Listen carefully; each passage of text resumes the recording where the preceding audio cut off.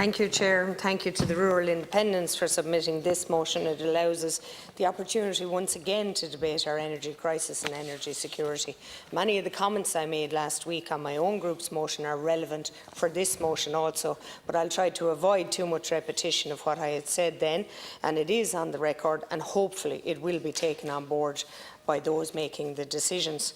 There are striking parallels, Minister, between our approach to the housing crisis and the approach to the energy crisis. They're fundamentally being caused by the same issue, a lack of supply, and supply is the issue.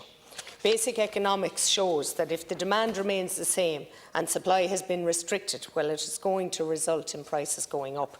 We've caused that in the housing market by excess regulation and poor planning policy, and we're doing that with the energy market also. The current problems facing us in energy supply have been caused mainly by a combination of factors which have all colluded to make the issue even worse. We obviously have the Russian invasion of Ukraine and the sanctions placed on Russian energy as a result. That has restricted supply. But the other major contributory factor to this is the fact that we have consistently and continually restricted our own supply of electricity, even though politicians have been aware of the potential for crisis for the past 14 years.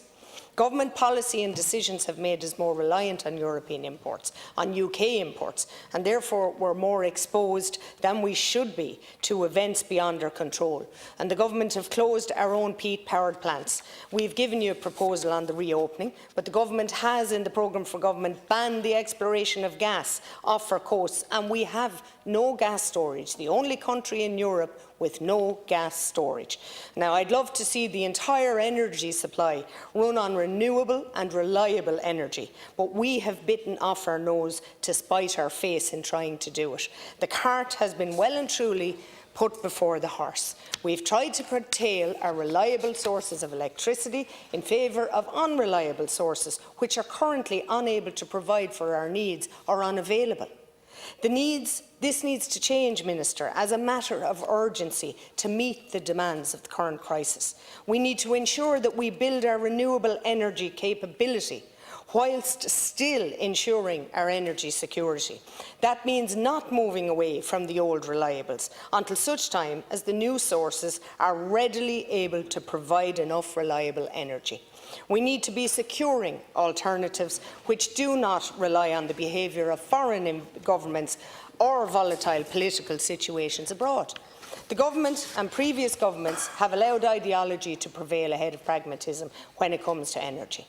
The problem, in a nutshell, was illustrated by Minister Ryan last week in the debate on the regional group's motion, where he steadfastly refused to consider opening Derry Bryan to provide additional power for fear of upsetting the EU.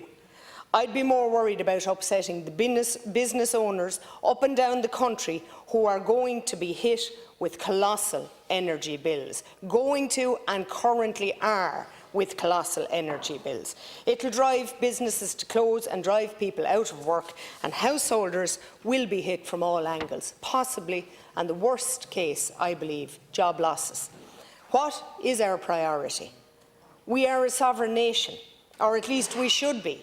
We should be free to manage our own affairs in times of crisis, and that means doing what's best for the Irish people in the national interest. And further, Minister, there is not one port in this country ready to construct offshore wind farm. Rosslare has been deemed the most suitable, and not one penny has gone from this government's coffers to justify and join the dots. Not one penny has the Irish taxpayer committed to Rosslare Europort for the advancement of electricity. Thank you.